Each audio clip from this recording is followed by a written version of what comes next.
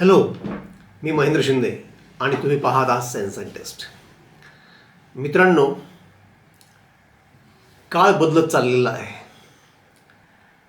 आणि त्यानुसार सोसायटी बदलते, समाज बदलतोय, आपल्या अवतीभोवतीचे लोक बदलत आहेत, आपण बदलतोय. हे खूप वेळा आपल्या लक्षात येत नाही आणि याद्वारे आपण आपले भविष्यातील जे रोग आहेत ते आपण जमा करत जातोय आपल्यामध्ये. आपण ते अर्न करतोय, परंतु ही जेव्हा प्रक्रिया घडत असते तेव्हा नाही आपल्या लक्षात येत, परंतु याचे परिणाम जेव्हा गंभीर व्हायला लागतात तेव्हा आपल्या लक्षात येतो. आणि म्हणून व्यक्ती म्हणून आणि समाज म्हणून सध्या घडणाऱ्या बदलांची नोंद आपण घेतली पाहिजे असं मला वाटतं. हे बहुतेक वेळा याबद्दल चर्चा होत असते अधूनमधून, परंतु याची इंटेन्सिटी, याची तीव्रता आणि एकूणच हे जे बदल होत आहेत ते किती सर्वांगीण आहेत, किती सर्वांना भेडसावणारे आहेत, सर्वांवर परिणाम करणारे आहेत आणि भविष्यातील जे धोके आहेत ते यातून घडणारे आहेत, याबद्दल चर्चा फारशी होताना दिसत नाही. त्यामुळे अशा गोष्टींची चर्चा करणं फार आवश्यक आहे. आजचा माझा मुद्दा आहे तो असा की आपलं सामाजिक जीवन, आपलं समूह जीवन जे आहे, सामाजिक जीवन म्हणण्यापेक्षा आपलं जे समूह एकत्रित जीवन जे आहे ते आकुंचित होत चाललेलं आहे. कसं पूर्वीचा मानव एकत्र जगायचा, म्हणजे मासेमारी करणं असो, कंदमुळं फळं गोळा करणं असो, शिकार असो, तो एकटा नाही करायचा. त्याचे मित्र, आजूबाजूचा जो समाज आहे हे सगळे एकत्र करत असत आणि आपल्या उदरनिर्वाहाच्या गरजा भागवण्याकरताच त्यांचा बहुतांश वेळ दिवसभराचा जात असे आणि तो एकत्रित जात असे.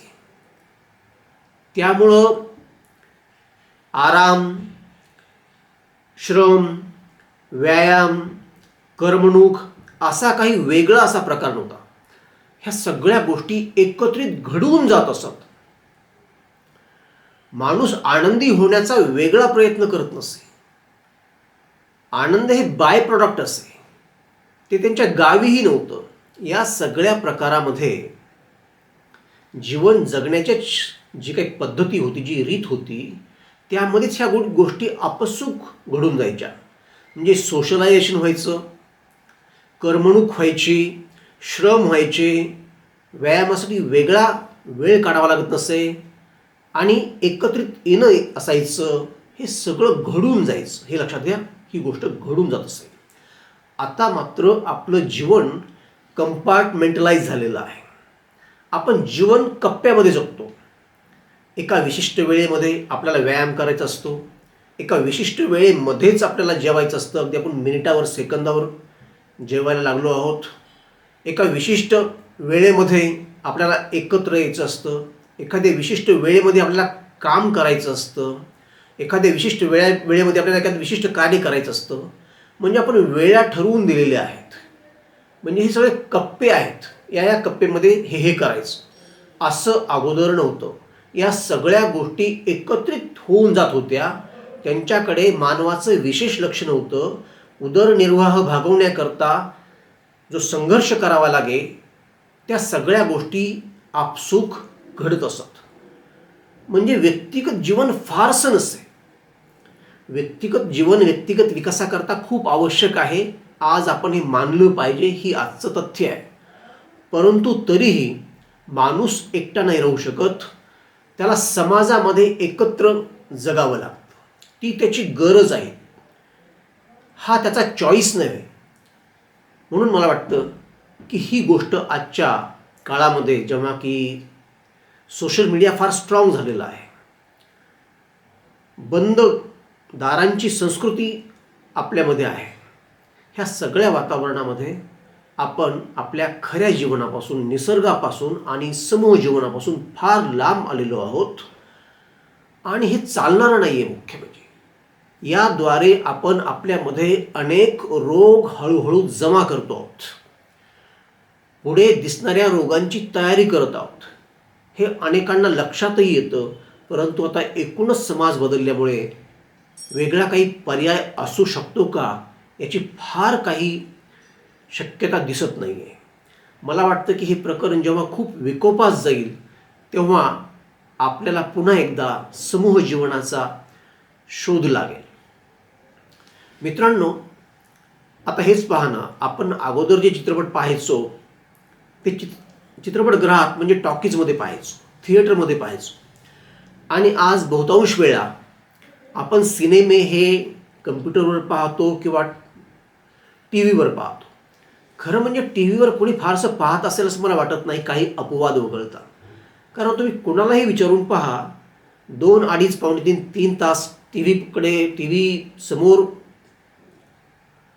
बसून कुणीही पूर्णपणे चित्रपट पाहत नाही. फार क्वचित वेळा असं घडतं. कारण सिनेमा ही एकट्याने पाहायची गोष्टच नव्हे जणू. आपण जसे बोरं घरी आणून आपल्या टेबलवर ठेवून फार काही खाऊ शकत नाही. कारण बोरं ही गोष्ट शेतामध्ये अगदी हिंडत फिरत निसर्गाचा आस्वाद घेत निसर्ग अनुभवत खायची गोष्ट आहे. शेतामध्ये आपण बोरं कितीही खाऊ शकतो, टेबलवर बसून आपण बोरं नाही खाऊ शकत. त्याचप्रमाणे मला वाटतं की सिनेमा ही गोष्ट थिएटरमध्येच एन्जॉय करायची आहे, कम्प्युटरमध्ये किंवा टी व्हीवर नाही. मित्रांनो, आपण जेव्हा कम्प्युटरवर किंवा टी व्हीवर सिनेमा पाहतो तेव्हा एकटे पाहत असतो, आपल्या एकट्याच्या एका मनासह चित्रपट पाहतो. परंतु आपण जेव्हा टॉकीजमध्ये चित्रपट पाहतो तेव्हा आपण एका समूहासोबत पाहत असतो आणि एका समूह मनासह पाहत असतो. इंडिव्हिज्युअली पाहणे आणि सोशली पाहणे ह्या 2 सर्वस्वी वेगळ्या गोष्टी आहेत. त्यामुळं आपलं जे परसेप्शन असे सिनेमाचं, एन्जॉय करणं जे असे ते खूप भिन्न असे. आता ती गोष्ट आपण आपल्या PC समोर किंवा टी व्ही समोर नाही करू शकत. अनेकांना आठवत असेल की आपण पूर्वीच्या काळी चित्रपट पाहून जेव्हा चित्रपटाबाहेर पडायचो, थिएटर बाहेर पडायचो, तर प्रत्येकाला इंडिव्हिज्युअली वाटायचं की आत्ता पाहिलेल्या सिनेमाचा हिरो मीच आहे. अगदी त्याची चाल ढाल बदलायची. असा माझाच नव्हे तर मला वाटतं की आपल्या सर्वांचा अनुभव असावा. ही गंमत आहे थिएटरमध्ये सिनेमा पाहण्याची. आपला मुद्दा हा नाही आहे की सिनेमा थिएटरमध्ये पाहावा की टी व्हीवर पाहावा की PCवर पाहावा.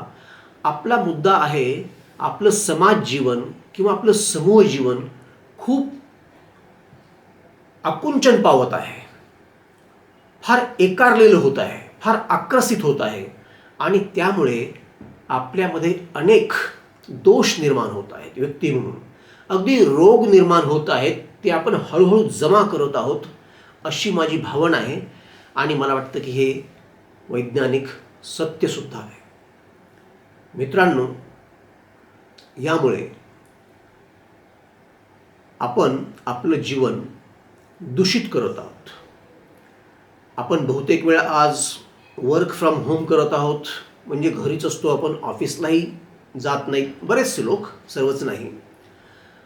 शाळा कॉलेजमध्ये विद्यार्थ्यांची उपस्थिती खूप कमी दिसून येत आहे आणि अनेक विद्यार्थी आपल्या कम्प्युटरवर कुठला तरी ऑनलाईन कोर्स करत आहेत आणि याद्वारे मेडिकलला, इंजिनिअरिंगला लागलेले विद्यार्थीही आपल्याला माहिती आहेत.